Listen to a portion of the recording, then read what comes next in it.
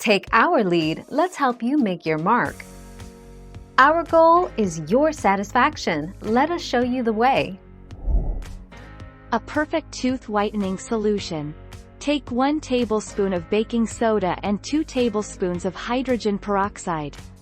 Mix both the contents, and you'll end up with a paste. Use this paste to brush your teeth regularly.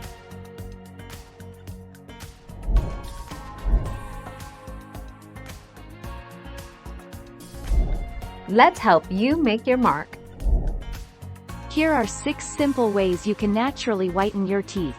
Practice oil pulling. Brush with baking soda. Use hydrogen peroxide. Eat fruits and vegetables. Prevent tooth stains before they happen. Don't underestimate the value of brushing and flossing.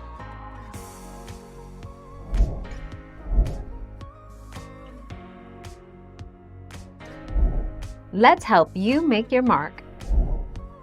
Veneers are thin porcelain overlays that sit on top of your teeth. Dentists make them custom for every patient so the shape, size, and shade are totally up to the patient.